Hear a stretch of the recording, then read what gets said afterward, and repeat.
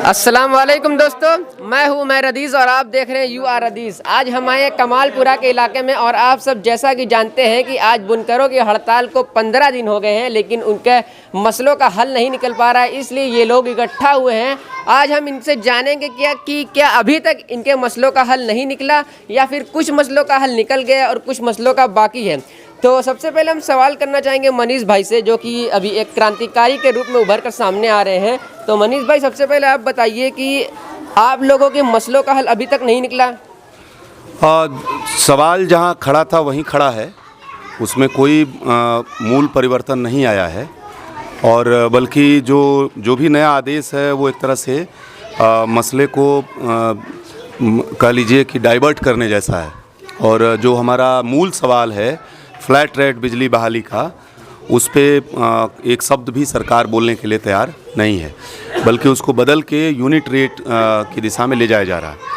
लेकिन ये सब भी जो हो रहा है वो किसी संवाद के माध्यम से नहीं हो रहा है, यह मनमाने तरीके से। और जो पिछली वार्ता में जो चीज़ें तय हुई थी कि आगे भी जो हम बैठेंगे फ्लैट रेट पे भी बात करेंगे, बुनकर समाज से सहमति लेने के बाद ही बात करेंगे, लेकिन ऐसा कुछ भी नहीं हो रहा है, बिल्कुल मनमाने तरीके से हो रहा है। कल शायद मुख्यमंत्री यहाँ महोदय आ रहे हैं बनारस में, तो हम उनसे कहना चाहते हैं कि देखिए हम लोग तो अब आर पार के मूड में हैं, आप बनारस आ रहे हैं, आप इस मूड को भांपना चाहें तो आप देख सकते हैं। हम लोग के सामने पीछे हटने के लिए कोई स्पेस नहीं बचा है, हम लोग के सामने लड़ने के अलावा कोई रास्ता नहीं बचा, हम पीछे हटेंगे ख़त्म हो जाएंगे। कल का जो शासनादेश आपने पढ़ा उसमें क्या लिखा है? उसमें तो मैंने पढ़ा, उसमें लिखा है कि जो फ्लैट रेट पर बिजली जमा की जा रही थी 31 जुलाई तक, उसमें जो भी सरचार्ज वगैरह लिए जा रहे थे, ब्याज लिए जा रहे थे, वो सब नहीं लिए जाएंगे। पहले की तरह फ्लैट रेट पर 31 जुलाई तक जमा की जाएगी। और उसके बाद जो 4 दिसंबर 2019 को जो शासनादेश आया था, जो 31 अगस्त से लागू था, उसको अभी रोक दिया गया है। उस पर विचार करने के लिए अभी सरकार कह रही है आप ही लोगों से बात करेगी। मसला क्या है? मसला तो ये है कि अगर आप यूनिट के हिसाब से चलाएंगे अगर, तो ये कर्जे क्यों आए हैं 1.5 लाख 2 लाख?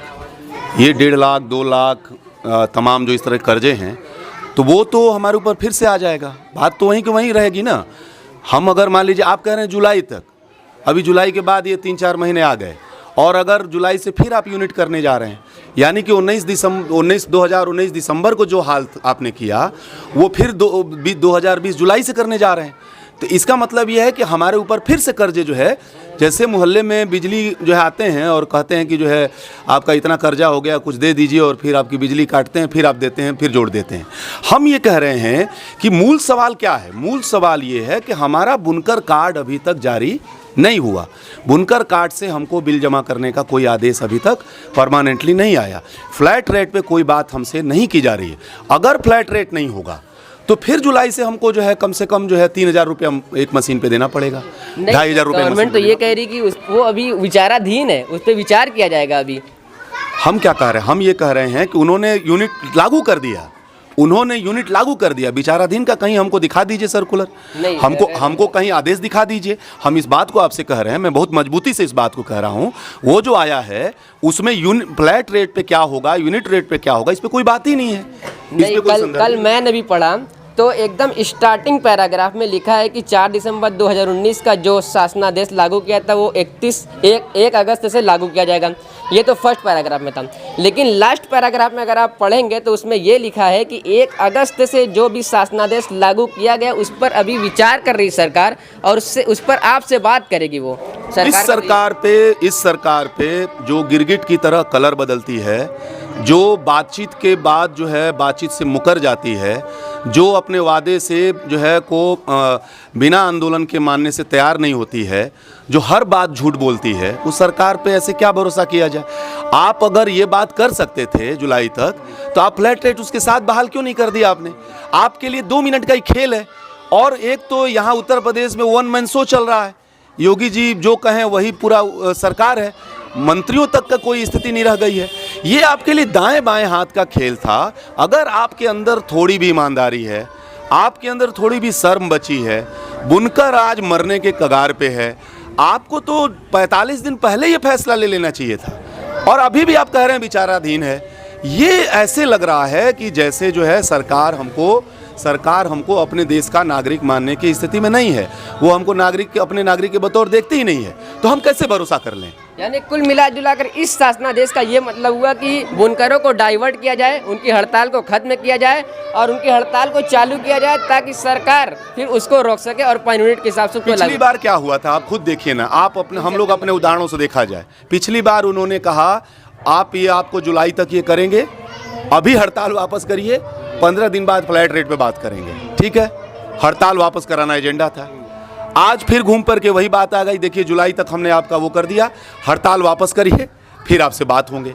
सवाल ये है कि वो हमारे संघर्ष को, हमारे हड़ताल को वापस कराना उनका केंद्रीय एजेंडा है, हमारे मसलों को हल करना उनका एजेंडा नहीं। हमारे मसलों को टालना और हमारे हड़ताल को वापस कराना उनका केंद्रीय एजेंडा बना हुआ है। लेकिन हम भी इस बात को कहना चाहते हैं कि हम आर पार के मूड में हैं, और या तो अब बार बार मैं कह रहा हूं, तमाम अपने मीडिया बंधुओं से कह रहा हूं कि या तो योगी जी अब आपकी कुर्सी रहेगी या हमारा फ्लैट रेट रहेगा आने वाले समय में।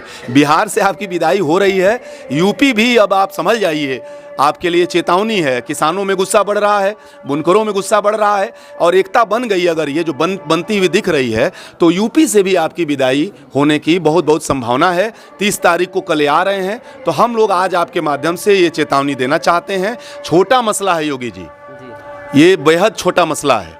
अगर आप कारपोरेट परस्त नहीं हैं, अगर आप जो है सांप्रदायिक कारणों से हमारे ऊपर अटैक नहीं कर रहे हैं, तो ये आपके लिए बेहद छोटा मसला है कि बुनकरों को ये सब्सिडी नए सिरे से बहाल कर दी जाए। हम ये कहना चाहते हैं आपसे। धन्यवाद। तो सवाल फिर वहीं पे आके अटक जाता है कि आखिर हड़ताल को क्यों बंद कराना चाह रही गवर्नमेंट, आखिर पहले उनकी बात को क्यों नहीं एक्सेप्ट कर रही है, फिर उनकी हड़ताल बंद कराए। यानी मैं गवर्नमेंट से यही कहना चाहूँगा कि पहले आप बुनकरों की बात को एक्सेप्ट करिए, फिर उसके बाद उनकी हड़ताल को बंद कराइए।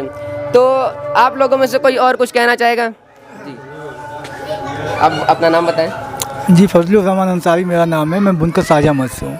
कल के शासनादेश से आप क्या समझ पाए हैं और उसमें क्या डाइवर्सन आपको सरकार दे रही है?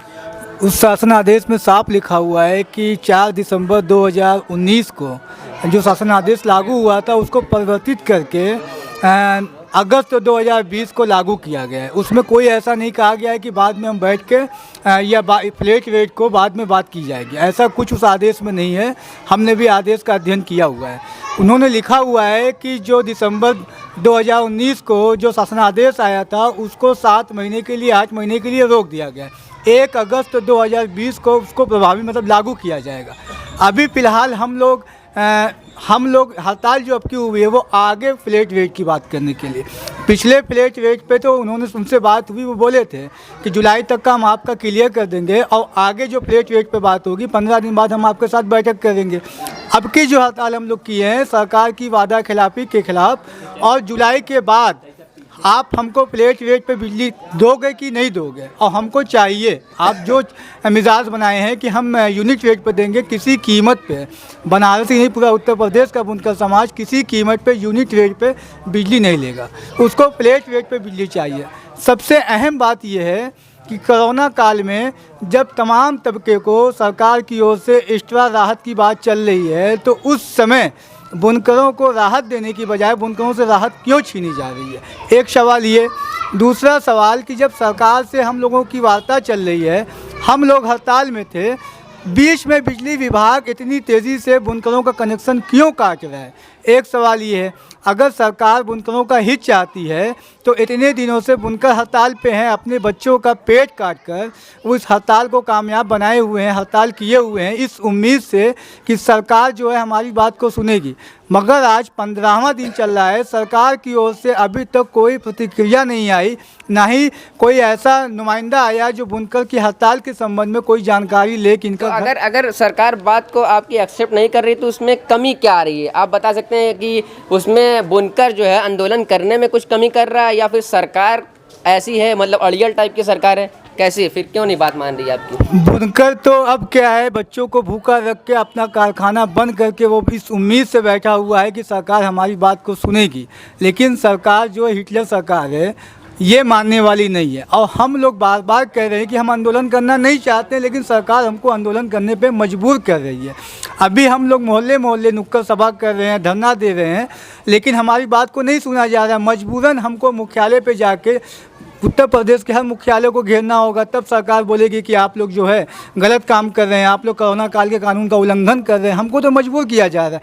हम गांधीवादी तरीके से अपनी बात को रख रहे हैं, अपने मसले को उठा रहे हैं, लेकिन हमारी बात को नहीं सुना जा रहा। मजबूरन हमको जिला मुख्यालय घेरना होगा। अगर बात नहीं सुनी गई तो हम मुख्यमंत्री आवास को भी घेरने का काम करें। यानी कुल मिला जुला कर एजेंडा 31 जुलाई तक की लड़ाई का नहीं था, उसके बाद का था। यानी 1 अगस्त तक जो यूनिट ला रहे हैं वो पर यूनिट, उसको फ्लैट रेट में आप कन्वर्ट कराना चाह रहे हैं। तो हमने इनसे बात की और हमें यही लगा कि जो कल का शासनादेश गवर्नमेंट की तरफ से आया है उसमें सिर्फ बुनकरों को डाइवर्ट करने की बात की गई है और उनकी हड़ताल को बंद कराने की कोशिश की गई है।